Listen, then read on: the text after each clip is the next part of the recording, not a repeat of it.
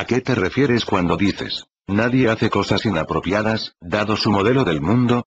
Me refiero a que nadie ve sus acciones como incorrectas. Pero las acciones de algunas personas son incorrectas, las vean o no así. Quizá es buen momento para mencionar la séptima nueva revelación. No existe nada que sea correcto o incorrecto. Lo único que existe es lo que funciona y lo que no funciona, dependiendo de qué es lo que quieras ser, hacer o tener. ¿Cómo puedes decir eso? ¿Cómo puedes decir, no existe nada que sea correcto o incorrecto? Porque es verdad. Los calificativos correcto e incorrecto son inventos de tu imaginación. Son juicios que haces, etiquetas que creas a medida que avanzas. Son valores que vas estableciendo, dependiendo de qué es lo que quieres, individualmente o como sociedad. Cuando quieres hacer cambios, los llamas cambios correctos o incorrectos. Tu propia historia prueba esto. No tiene sentido. Las bases no cambian. ¿No lo hacen? No. Dame un ejemplo de un valor básico que no cambie. Está bien, matar. No matarás no cambia. Es un valor humano básico. A menos que quieras ganar una guerra. No es justo. Eso es defensa propia. Tenemos derecho a defendernos. Bueno, no todas las guerras son en defensa propia. Tu planeta ha sabido de cosas como guerras por agresión. Sí, pero no hablemos de ello. Solo complica las cosas, ya veo. Nuestro país nunca agrede a nadie. Las únicas guerras que peleamos son en defensa propia. ¿Tu país solo pelea guerras en defensa propia? Así es. Claro que sí. ¿Y qué significa eso? Significa que al decir eso solo confirmas lo que te acabo de decir. No existe un país, y no existe un grupo de personas en la Tierra que se vea a sí mismo como agresor. Todo aquel que participa en una guerra dice que lo hace por defender algo. ¿Te das cuenta ahora? Estoy recalcando este punto porque es algo que necesitas ver de muy cerca. En tu planeta no hay atacantes, solo defensores. Tú llegas a esta interesante paradoja simplemente al llamar defensa a cualquier tipo de ataque. De esta manera puedes cambiar tus valores básicos en cualquier momento según te convenga sin, aparentemente, cambiarlos del todo. Matas gente con impunidad para obtener lo que quieres y te justificas diciendo que no tenías opción. Que tenías que defenderte. Todos los atacantes ven sus acciones de esta manera. De hecho, exactamente así has visto tus ataques a otros. No solo en la guerra, sino en cualquier situación conflictiva en tu vida, desde en los campos de batalla hasta en tu dormitorio, centro de comando y habitación de hotel. Nadie es atacante, todos son defensores. Considerar que alguien se está defendiendo cuando te ataca puede producir milagros. Pero nunca podrás ver los ataques de los demás de esta manera mientras imagines que existe algo como el bien y el mal. Esto es difícil de digerir, espero que lo entiendas. La idea de un mundo en el cual no exista el bien y el mal es muy difícil de aceptar. Me parece que realmente tenemos algunos valores básicos en este planeta. Valores que todos compartimos. Bueno, la mayoría. Bueno, no seas tímido. Dame otro ejemplo. Está bien, la prohibición del suicidio. Mucha gente considera que el tomar su propia vida está mal. Que es inmoral. Sí, la mayoría de la gente de tu planeta opina que no es correcto quitarse la vida. Lo mismo opina la mayoría respecto a ayudar a alguien que quiere terminar con su vida. En ambos casos dirían que hacerla es delito. Llegarían a esta conclusión, al parecer, porque de esa manera se termina relativamente rápido con la vida en cuestión. Si las acciones para acabar con ella toman más tiempo, entonces no son delito, aunque el resultado sea el mismo. Por consiguiente, si una persona de tu sociedad se mata con una pistola, sus familiares pierden los beneficios del seguro. Pero si lo hace fumando tabaco no ocurre lo mismo. Al doctor que te ayuda a suicidarte lo llaman asesino, pero a la compañía de tabaco que te mata la llaman comerciante. Contigo, parece ser una cuestión de tiempo. La legalización de la destrucción propia, el derecho o no derecho parece tener mucho que ver con la rapidez con que se haga, así como con quien lo haga. Al parecer, cuanto más rápido se produce la muerte, el mal es mayor, pero disminuye hasta convertirse en algo correcto a medida que aumenta el tiempo en que ésta se produce. Llama la atención que esto es exactamente lo contrario de lo que concluiría una sociedad en verdad humana. Según cualquiera de las definiciones razonables de lo que llamarías humano, la muerte sería mejor cuanto más rápido sucediera. Pero tu sociedad castiga a quienes buscan proceder con humanidad y recompensa a quienes hacen lo contrario. Es una locura pensar que Dios quiere que el sufrimiento se prolongue, y que está mal que alguien ayude a terminar con él de manera rápida y humana. Castiga a lo humano, recompensa la locura. Este es un lema que solo una sociedad de seres con entendimiento limitado podría hacer suyo. Así, envenenan su sistema inhalando carcinógenos, comiendo comida tratada con químicos que te matan a la larga y respirando aire que han contaminado de manera continua. Envenenan su sistema de cientos de maneras diferentes, en miles de momentos diferentes, ya sabiendas de que tales sustancias les hacen daño. Pero como no los matan rápido, se suicidan impunemente. DCCD 3. ¿Y qué me dices del valor que prohíbe robar? Un valor básico humano es que no tomemos lo que no es nuestro. Hasta que piensas que el otro no tiene derecho de tenerlo y tú sí. Porque si ese fuera el caso, no sería justo que alguien tuviera algo a lo que no tiene derecho y yo sí, entonces sería preciso y tendría derecho a quitárselo, porque no es de él sino mío. Por supuesto que lo tendrían. De acuerdo con sus valores, eso es verdad. Particularmente con su valor llamado posesión, el cual discutiremos después. Ese es precisamente mi punto. Lo único que estás haciendo al decir eso es confirmarlo. Mi punto es que tus valores cambian a medida que cambia tu percepción. Que cambian conforme cambian tus deseos y las cosas que quieres cambiar. Si deseas algo que otro grupo piensa que le corresponde, y tú lo quieres o imaginas que lo necesitas mucho, te justificarás para tomarlo. Créeme, lo has hecho. Has hecho exactamente esto. Los valores son un festín en movimiento. No puedes pensar en ningún valor humano básico que no haya sido ignorado, alterado o completamente abandonado de vez en cuando por otros seres humanos que solo cambiaron su forma de pensar respecto a lo que desean ser, hacer, o tener en un momento en particular. Por lo tanto, si piensas que existe algo como bien absoluto y mal absoluto, estás engañándote a ti mismo. ¿Quieres decir que estamos mal? Eso es muy inteligente, y resalta un problema mayor con tu palabra mal. Ha sido utilizada a través de los siglos de dos maneras distintas, para describir lo que es erróneo y para describir lo que es inmoral. Una acción llamada errónea es una acción que no produce un resultado predicho o deseado. Una acción llamada inmoral es una acción que viola un código de vida o una ley más grande que una sociedad ha establecido, o que la sociedad imagina que su deidad ha establecido. El problema con la moralidad, como he señalado, es que cambia de tiempo en tiempo y de lugar en lugar, dependiendo de lo que una sociedad o sus miembros quieren lograr. La moralidad es, entonces, extremadamente subjetiva. El problema con los errores es que en contextos o sociedades religiosas a menudo se les equipara con fallas morales, en lugar de solo considerarlos como una falla operativa. Esto no lo hace inconveniente o desafortunado, sino pecaminoso. En ciertas culturas religiosas o basadas en la moralidad, un error humano puede ser considerado una ofensa contra Dios, que se debe castigar con sanciones o sufrimiento desproporcionados. Ya hemos visto algunos ejemplos de esto. Los siguientes son otros ejemplos. 1. Quienes maldicen a su padre o madre deben morir. 2. Un blasfemo debe ser apedreado hasta que muera. 3. La mujer que no cubra su cuerpo completamente debe ser golpeada y azotada con un látigo. 4. A los ladrones se les debe cortar la mano.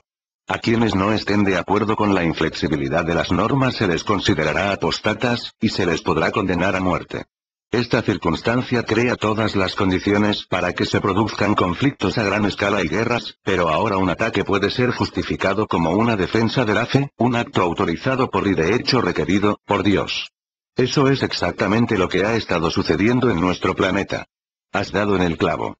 Eso es lo que ha estado sucediendo en el mundo en estos días y tiempos. Ha estado sucediendo durante siglos. De hecho, durante milenios.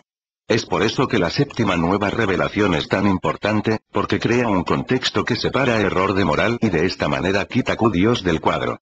¿En verdad crees que me importa que comas carne los viernes, o que si eres mujer te cubras de pies a cabeza y te pares en el lado correcto del muro de las lamentaciones? Escuché que no hace mucho algunas mujeres intentaron pararse en el lado de los hombres en el muro de las lamentaciones, uno de los lugares más sagrados para los judíos. Querían demostrar que era tiempo de terminar con la costumbre de separar a las mujeres de los hombres debido al pensamiento de que las mujeres valen menos o de que sus menstruaciones las hacen impuras. Los hombres, algunos de ellos rabinos, comenzaron a gritar, maldecir y escupir, y algunos incluso comenzaron a pelear con ellas. ¿Realmente crees que a Dios le importan esas cosas? Parece que no le das importancia, ni siquiera en nombre de la tradición sagrada. A lo mejor especialmente por eso. O sea que no te importa nada respecto a la vida en la tierra y lo que está pasando en ella. Dios cuida de la vida en la Tierra lo suficiente para dar a los humanos toda la ayuda, todo el apoyo y todas las herramientas que pudiesen necesitar para hacer de ella una experiencia maravillosa y disfrutable. Y Dios ama a los seres humanos lo suficiente para darles el regalo más grandioso de todos, el libre albedrío. Ahora, llama la atención que han creado una objeción a ustedes mismos al creer que Dios les da el libre albedrío para después quitárselos diciéndoles exactamente qué quiere que hagan e incluso qué deben pensar y decir. En algunos casos incluso cómo se deben vestir y comer. Algunos incluso piensan que es falta de respeto escribir el nombre de Dios, así que usan guiones en lugar de las vocales con el fin de no completar la ortografía. Lo que no saben es que la costumbre de escribir así el nombre de Dios surgió debido a que el idioma en el que originalmente se escribía no tenía vocales. Otros establecen leyes en sus sociedades que prohíben poseer o mostrar cualquier foto, o incluso dibujo, de Dios o de humanos o animales, porque creen que se debe prohibir el mostrar estas imágenes grabadas. Se han negado a sí mismos muchos de los placeres más simples, música y danza, por ejemplo afirmando que Dios dice que no quiere que se ocupen en tales satisfacciones. Estas son, dicen algunos de ustedes, pecadoras e inmorales. De hecho, en países donde el Código Civil se basa en la ley religiosa, han hecho de las equivocaciones más pequeñas y de los errores humanos más pequeños cuestiones de bajeza moral. Incluso la moralidad verdadera como un criterio sin cambios y objetivo, no existe. No puede existir en ninguna sociedad en evolución, porque la naturaleza de la evolución es el cambio. Y, por supuesto, esto es exactamente lo que la mayoría de los gobiernos que se basan en la religión buscan detener. Buscan detener el cambio. Aunque el cambio sea la naturaleza de la vida. Y así, buscan crear una vida mejor negando a la vida en sí. Pero no podrán negar la vida, ni corromper su proceso. Por lo tanto, si las sociedades cambian sin que también lo haga su moral, puede surgir una gran dificultad. Se creará un profundo abismo entre las reglas escritas y las experiencias terrenales. Y a medida que este abismo se haga más grande, surgirán espontáneamente nuevas y más prácticas normas de comportamiento en las culturas. Sin embargo, cuando éstas surjan, las viejas normas serán defendidas por quienes temen adaptarse a las nuevas. Y por tanto, de nueva cuenta, justificarán el ataque en nombre de la defensa. Esta es exactamente la situación en muchas de las culturas hoy en día.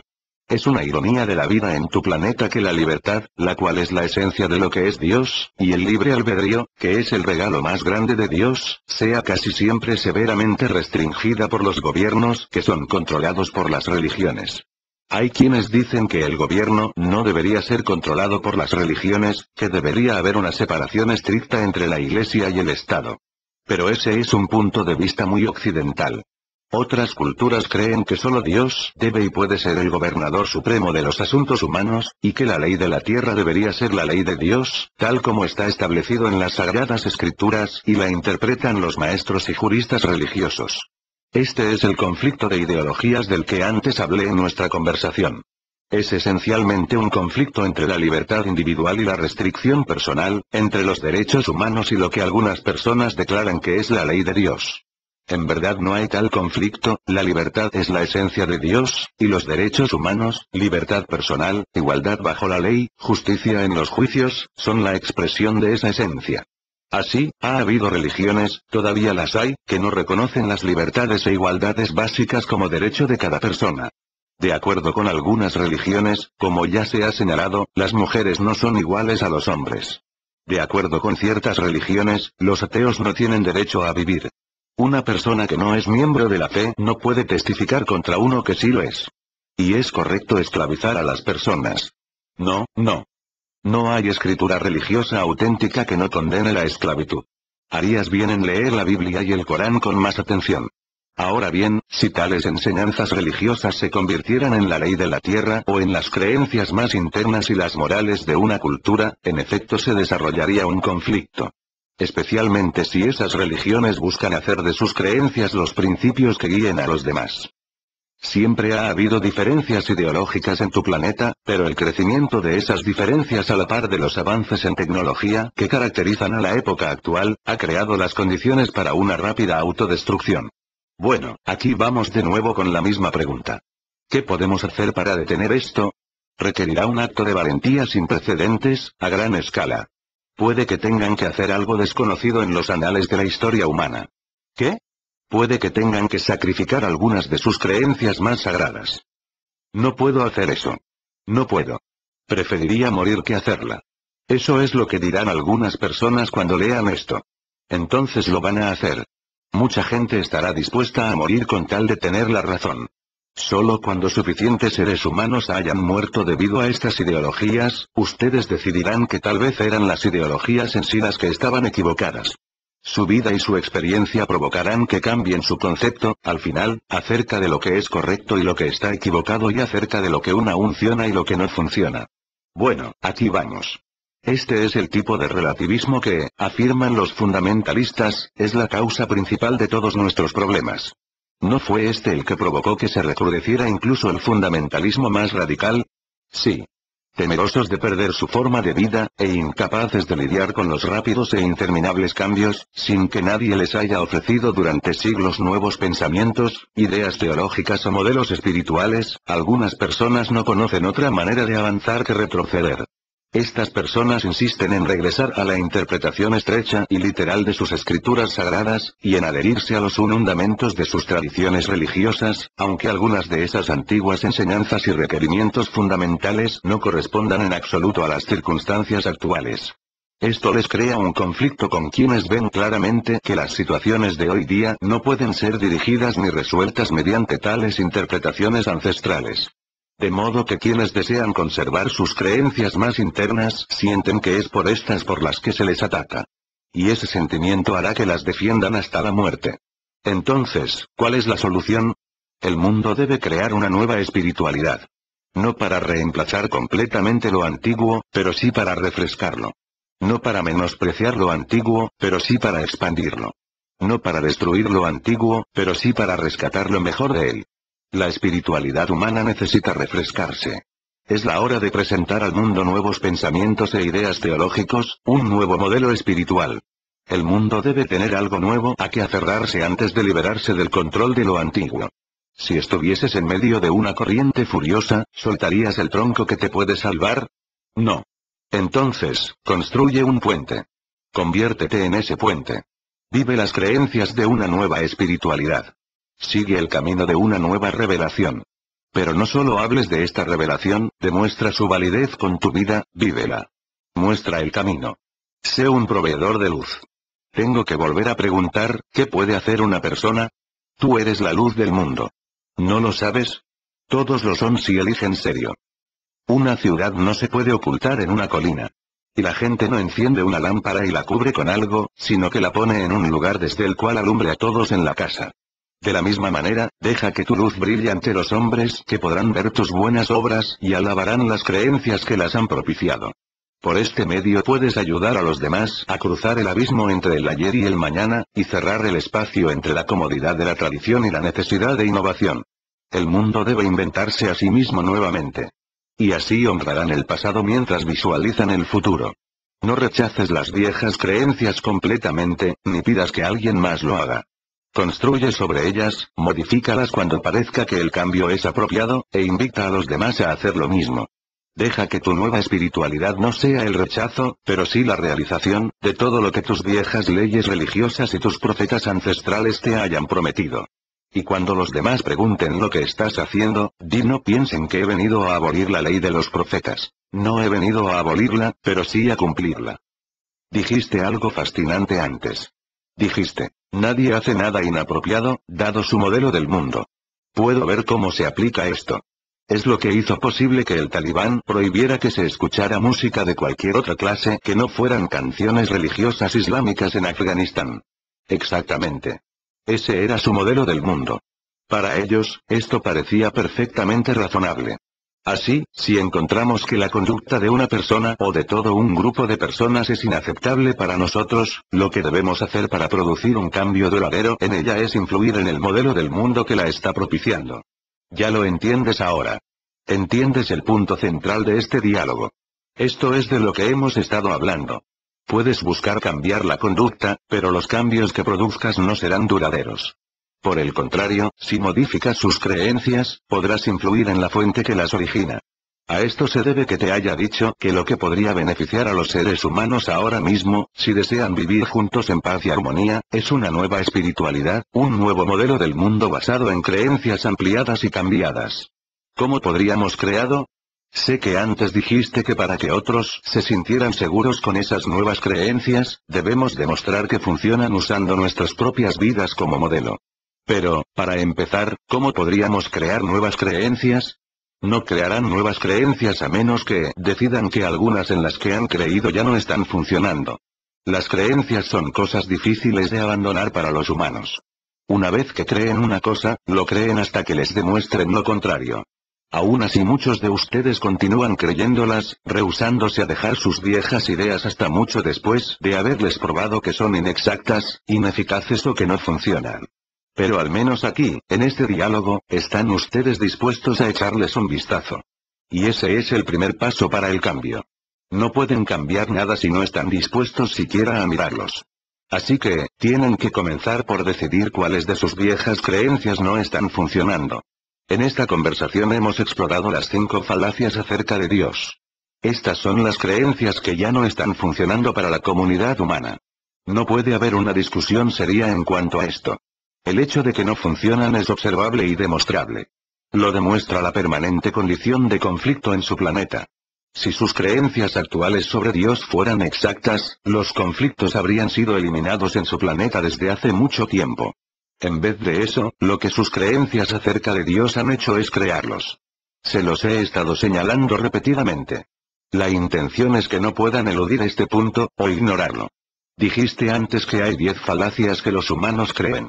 Solo 10. Sí. Además de las 5 falacias acerca de Dios, hay también 5 falacias acerca de la vida que pueden hacer muy difícil su experiencia en la Tierra. Estas falacias acerca de la vida son tan importantes como las 5 falacias acerca de Dios, influyen tanto como estas últimas. Son exactamente igual de importantes. También crean crisis, violencia, muerte y guerras. Entonces vamos a revisarlas. Aún no las hemos discutido.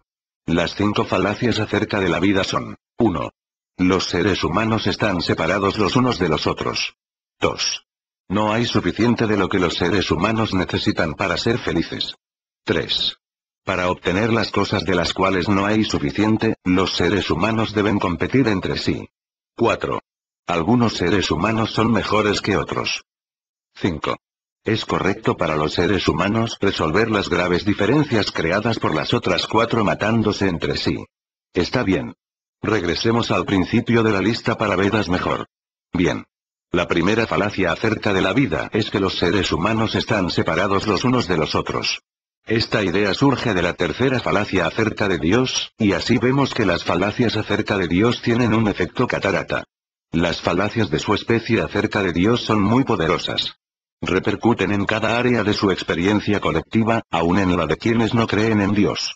Porque están tan profundamente conectadas con la raíz de toda experiencia, tal como en la actualidad la entienden, que sus ideas acerca de Dios afectan y de hecho generan sus creencias acerca de la vida, y de esta manera producen falacias también en un terreno secular. Creen que Dios los ha separado de Él porque no le han dado lo que Él necesita de su vida. Esta idea, a su vez, nace de su creencia en que Dios en verdad necesita algo en particular, y que Dios realmente puede no tener satisfechas sus necesidades. Ambas ideas casi son ridículas a simple vista, pero lo absurdo de las ideas nunca ha detenido a los seres humanos para que las adopten. Como lo has señalado, Dios es, por tu propia definición, el omnipotente, el todopoderoso y el altísimo. ¿Creerías que podríamos captar que Dios no necesita y no requiere nada para ser feliz? Aún así, persiste la idea de que necesitamos aplacar a Dios de alguna manera para que nos lluevan sus bendiciones en vez de sus maldiciones y para garantizarnos un lugar en el cielo. Y lo que los humanos han hecho para aplacar a Dios es inhumano. Han perseguido a otros, les han causado un sufrimiento increíble y han matado a millones de personas a fin de complacer a su Dios. En los albores del culto pagano, los humanos hasta sacrificaron bebés pequeños infantes, la personificación de la inocencia absoluta, colocándolos en hogueras y quemándolos vivos con la esperanza de producir una sonrisa en los dioses. La necesidad de hacer feliz a Dios surgió de su idea errante de que Dios de alguna manera no es feliz. Esta es una idea absurda, porque Dios es la felicidad misma. Sin embargo, se han aferrado a su idea de una deidad amargada y disgustada. Su idea de que Dios no está contento, y que los humanos son la causa, es lo que ha creado las bases insensatas para religiones insensatas que inspiran a la gente a actuar insensatamente. Nunca había oído decir eso tan directamente. Ya era tiempo que lo oyeras. En realidad es una idea tonta, ¿verdad? Más que tonta. Es mortal.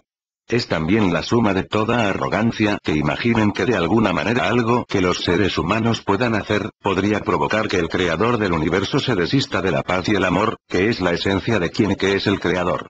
En otras palabras, imaginan que estoy dispuesto a desistir de mí mismo como reacción a algo que ustedes hayan hecho. La razón por la que imaginan que yo hago eso es porque ustedes sí lo hacen. Y ni siquiera vemos la conexión. No, no la ven. Decimos que estamos hechos a imagen y semejanza de Dios, sin embargo, tienes razón en lo que sugeriste antes, lo que hemos hecho es crear a Dios a la imagen y semejanza de los humanos. Y así, han imaginado que Dios se separó de los humanos porque no estaba contento con ellos. Esto es lo que hacen los humanos cuando no están contentos, así que concluyeron que Dios hace lo mismo. Esta idea de la gran separación les creó la idea de estar separados también entre sí. Ya te he explicado cómo sucedió esto. Los humanos sabían, intuitivamente comprendieron. De hecho tenían una memoria celular del hecho, que ellos eran uno con todo en la vida. Uno con la tierra, uno con las criaturas en la tierra, uno con el cielo y uno con todo en el cielo.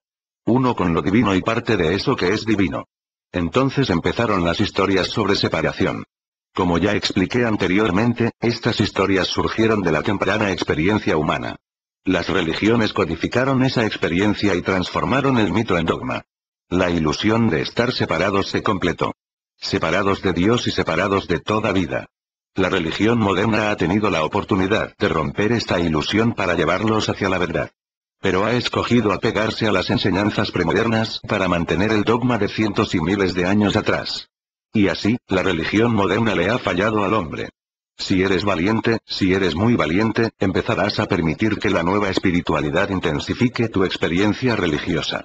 Esta espiritualidad no rechazará directamente tus enseñanzas tradicionales religiosas, sino las aumentará y cambiará algunas de las enseñanzas que decidas que ya no aplican o que dejaron de funcionar. Has hecho esa afirmación repetidamente. Sigues diciéndola una y otra vez.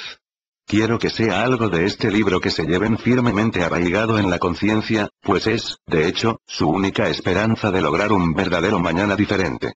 Un mañana lleno no de temor, lucha, rencor, conflicto, guerra franca y muerte violenta, sino de paz, alegría y amor.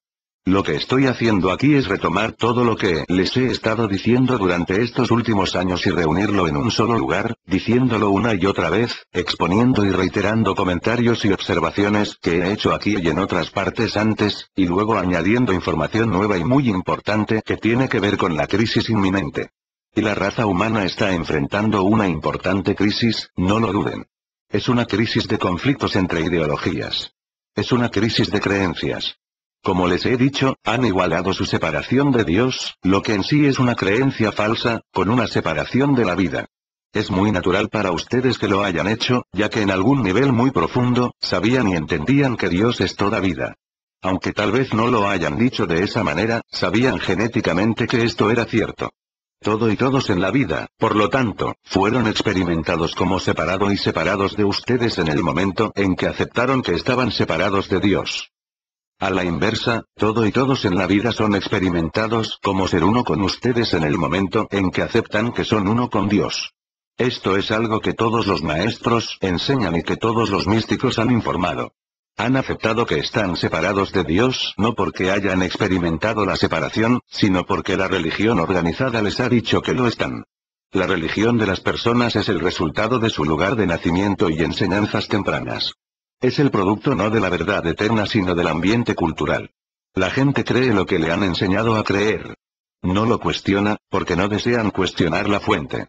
Los invito a hacer esta pregunta. ¿A quién estarían haciendo daño si cambiaran algunas de sus creencias básicas? El meollo del asunto es este. Mientras crean que hay algo como correcto e incorrecto, estarán dispuestos a arriesgarlo todo para tener la razón. Tú no cambiarás tus creencias si crees que al hacerlo demostrarás que tú mismo, o alguien a quien amas, estaba equivocado.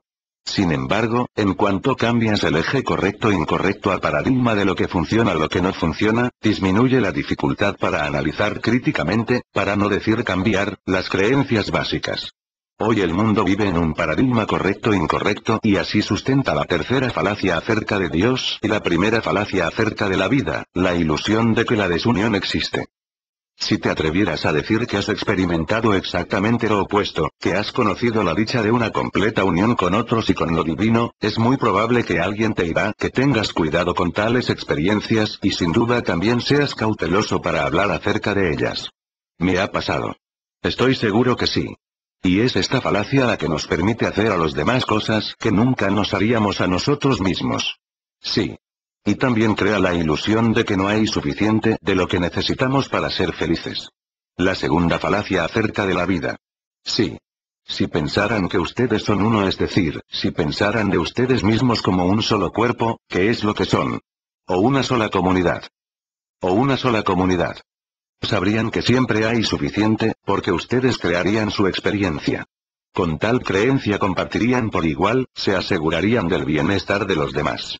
Esta es la mayor tradición de la fe islámica, que ve a todos los musulmanes como miembros de una sola comunidad. Las enseñanzas islámicas convocan a los musulmanes a dar a los pobres y a apoyar siempre a la comunidad.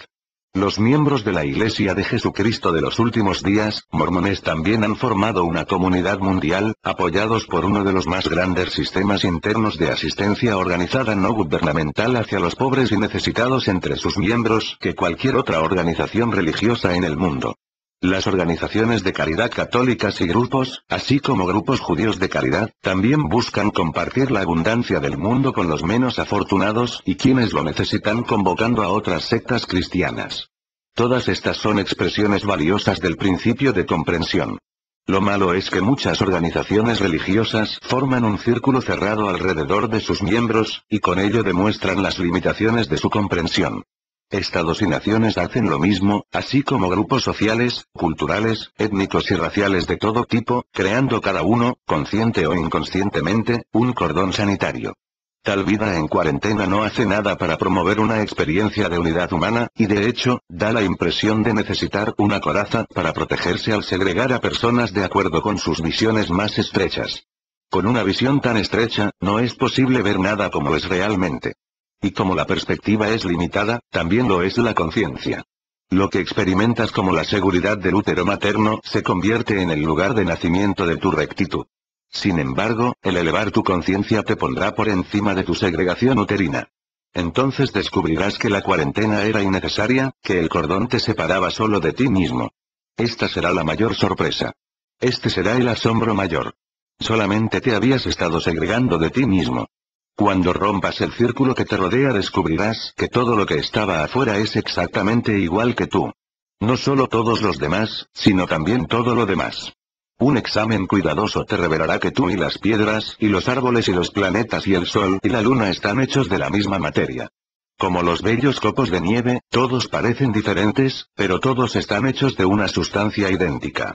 Cuando descubras tu unidad, te maravillarás de cómo pudiste haberte imaginado estar separado de todos y de todo. Verás que cuando has tratado a alguien o algo como si no fueras tú, solo te has herido a ti mismo. ¿Cómo sucedió todo esto? ¿Cómo nos separamos tanto de nosotros mismos? Ocurrió cuando decidieron que no eran perfectos. En algún momento en su paso por mitos e historias, aterrizaron en la idea de que eran menos que el mundo y la vida alrededor de ustedes. Como les he explicado antes, vieron el efecto que los vientos y las lluvias y las tormentas y la vida misma tenían en ustedes, y determinaron que los dioses eran más poderosos que ustedes. Ustedes nunca podrían ser tan poderosos, sin importar cuánto lo intentaran. Entonces, se imaginaron su propia imperfección. Ustedes eran menos que los dioses. En su frustración y furia, se volvieron en contra de ustedes mismos, juzgándose y condenándose por no ser suficientes. La primera experiencia humana de insuficiencia no la vivieron en su mundo exterior, donde era claro que había suficiente, sino dentro de ustedes mismos, en donde encontraron que lo que había era muy insignificante comparado con los regalos del exterior y la magnificencia del mundo que los rodeaba. Una mirada al cielo nocturno fue suficiente para convencerlos de lo asombroso que era eso que creían que no eran ustedes y la insignificancia de lo que creían que sí eran. Es de esta idea de su insignificancia de lo que nunca se han recuperado. Sin embargo, ahora puede ser el tiempo de su sanación. Este puede ser el momento de recordar. Pues he venido a decirles un gran secreto. Ustedes y las estrellas son lo mismo. No en sentido figurado, como en un poema o canción, sino literalmente. Su composición química es la misma. Encontrarán las mismas huellas de elementos en ustedes que en los cuerpos celestiales, y en verdad, en todo lo demás que es. ¿Te sorprende? ¿Estás sorprendido de saber que todo está compuesto de la única sustancia que hay y que solo varían las combinaciones y concentraciones de ella? No debería. Te lo he estado diciendo desde hace mucho tiempo. Sí, lo has hecho, pero creo que la mayoría de los humanos creímos que lo decías en sentido figurado, no literal. Es una verdad literal, hijo mío. Todos son uno. En las primeras etapas de su desarrollo, su especie no pudo comprender esto. Ahora, en los primeros años de su adolescencia, sí puede hacerla. ¿Está nuestra especie en su adolescencia? En los primeros años de su adolescencia. Sin embargo, puede que nunca llegue a la madurez en la forma en que van las cosas. Están peleando entre ustedes como niños incapaces de compartir sus juguetes. ¿Crees tú que lleguemos a aprender? ¿Crees que encontremos un camino para llevarnos bien, que hagamos algo tan simple como vivir juntos en paz, armonía y felicidad? Lo harán si abandonan sus falsas creencias y las construcciones humanas que han levantado en torno a ellas. Siempre he venido a ayudarlas. Siempre he estado aquí. Nunca los he dejado. Lo que ustedes son no puede dejarlos, sino que se queda siempre con ustedes. Y por eso, antes de que pregunten, yo ya les habré contestado. Aún no saben esto porque no me conocen. Imaginan que yo mismo me he separado de ustedes. Se imaginan a ustedes mismos estar separados de los demás. Nada de eso es verdad. Nada de eso te sirve. Las siguientes son las primeras 3 de las 5 falacias acerca de la vida. Los seres humanos están separados el uno del otro. No es suficiente para los seres humanos la necesidad de ser felices. Y no es suficiente con obtener lo que se quiere, los seres humanos deben competir con todos los demás. Lo suficiente para crear crisis, violencia, muerte y guerra entre ellos mismos. ¿Cómo llegamos a esta tercera falacia sobre la vida, la que trata acerca de la competencia? Cuando aceptaron que no era suficiente lo que la vida les daba, concluyeron que tenían que hacer lo que fuera necesario para asegurarse de tener lo suficiente. En el principio, solo alcanzabas y tomabas. En este panorama, era el más fuerte quien ganaba siempre. Más adelante, cuando tu especie llegó a la adolescencia, te desarrollaste hasta el punto en que ya no te parecía justo que siempre ganara el más grande y más fuerte. Con todo no te habías desarrollado tanto como para elegir ver a todos ganar. Aún no lo has hecho. Así que comenzaste a idear otras razones para lograr que una persona o un grupo, en lugar de otro, pudiera ganar. Pensaste que lo que necesitabas para ser feliz era no tener que compartir. Desarrollaste competencias donde la fuerza bruta no era el único factor decisivo para determinar no solo si perdías o ganabas la vida, sino cualquier otra cosa. Todo esto podría haber sido suficiente desventaja, los seres iluminados no compiten uno con otro por el derecho de posesión ni tampoco por acaparar lo que les pertenece a todos y cada uno, pero ni siquiera construiste competencias favorables, sino que escogiste crear competencias en las que el ganador fuera declarado de antemano. ¿Qué quieres decir? Me refiero a que, en tu cultura en particular, decidiste que ser rico, blanco, cristiano, estadounidense y hombre, te coloca de entrada en medio de los ganadores. Cada cultura, cada subgrupo de toda la humanidad, tiene su propia lista, su propia idea de quiénes son ganadores en la competencia de la vida por algo que no es suficiente, y refiriéndome a otras culturas, podría decir que basta con ser negro, ruso o musulmán para situarte en la lista de ganadores. Pero el ser mujer en cualquiera de las culturas de la humanidad, difícilmente te coloca en esa lista. Es verdad, y se debe a que, para que haya competencias en las que se puedan declarar ganadores de antemano, tendrías que remontarte a los tiempos en que se usaba la fuerza para acallar a los perdedores. Entonces, la fuerza bruta, el músculo primitivo, era lo que, al final de cuentas, decidía las cosas. Como se sigue dejando que la fuerza física primitiva o la fuerza bruta económica decidan casi todas las cuestiones y resuelvan los principales conflictos de la experiencia humana, entonces en casi todas las culturas humanas del presente, ser rico y hombre son los calificativos básicos del rango alto. Si tienes los dos atributos, entonces estarás en una posición dominante, porque tienes fuerza y poder, y porque, en las competencias humanas para los asuntos de la vida, has sido declarado ganador de antemano. Antaño, el mazo servía para demostrar el predominio masculino. Hoy lo demuestra el dinero, la influencia y el poder. Y ustedes se han asegurado bien de que los hombres sean, principalmente, quienes lo tienen y controlan. Por lo tanto, los hombres siguen empleando la fuerza para salirse con la suya. Además, como han imaginado a un Dios que usa la fuerza para salirse con la suya, ustedes decidieron que Dios seguramente es hombre. Claro que Dios es hombre, ¿o no? ¿Tú no lo eres? No. Pero yo pensé que Dios era él. ¿Quién dijo que lo era? Mi religión. Casi todas sus religiones están dominadas por los hombres y fueron creadas por sociedades dominadas por hombres. Algunas de estas religiones incluso predican, es decir, es cuestión de doctrina que las mujeres deben servir a los hombres. Sí, ya hemos hablado varias veces de que, desafortunadamente, los musulmanes tienden a tratar a las mujeres como si fueran ciudadanos de segunda clase. ¿Cómo señala este mandato? Todo hombre que ora o profetiza con la cabeza cubierta deshonra a su cabeza. Pero toda mujer que ora o profetiza con la cabeza descubierta deshonra a su cabeza, pues es prácticamente como si tuviera la cabeza rapada. Si una mujer no estuviera cubierta, entonces habrá que raparla. Pero si rapar o afeitar a una mujer es vergonzante, entonces que permanezca cubierta. Un hombre, de hecho, no debe cubrir su cabeza, pues es imagen y gloria de Dios, pero la mujer es gloria del hombre. Pues el hombre no procede de la mujer, sino la mujer del hombre. Y el hombre no fue creado para la mujer, sino la mujer para el hombre.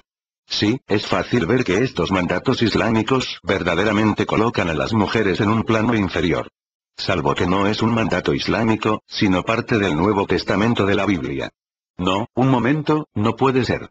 El Islam es el que siempre ha colocado a las mujeres en posición de inferioridad, pero no el cristianismo.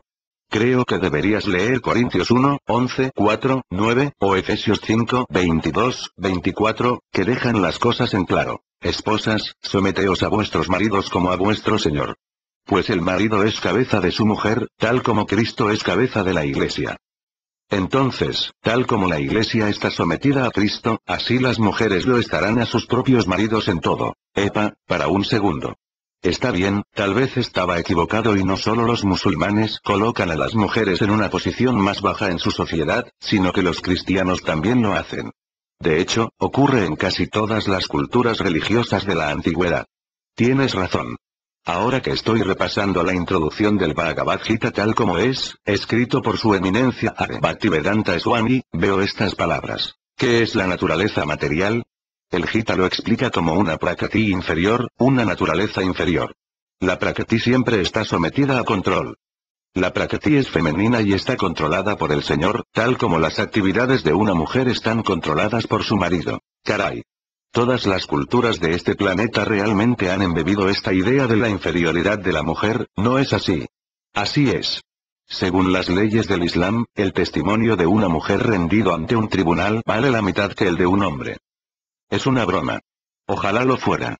Bueno, como esto aparece en tantas religiones, quizá lo que Dios realmente quería decir es que las mujeres están subordinadas a los hombres. No lo están. ¿Estás seguro? Estoy seguro. Pero tienen que ser protegidas, permanecer en sus hogares, no pueden trabajar, no pueden estudiar. Deben padecer la mutilación de sus órganos sexuales para que no disfruten de los placeres sensuales.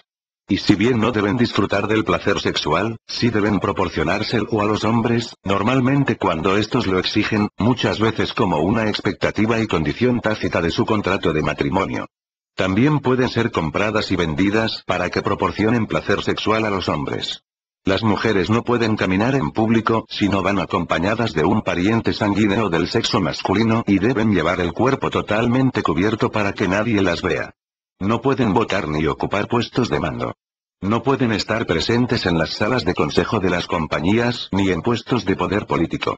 No pueden ser ministros ni sacerdotisas, obispas ni papas, rabinas ni ulamas, ni siquiera pueden sentarse en la misma sección del templo que los hombres. Si tienen un puesto, no perciben el mismo sueldo que ellos, a pesar de que realicen igual trabajo. Pero de cualquier manera, sería muy difícil que ellas pudieran ocupar puestos, porque además de proporcionar placer sexual que haga felices a los hombres, les han sido adjudicadas obligaciones específicas. Deben cocinar, limpiar, surtir la alacena, lavar la ropa, criar a los hijos y llevar a todos a las clases de piano, la práctica de fútbol y a donde quiera que ellos deban ir. Veamos. ¿He olvidado algo? No mucho.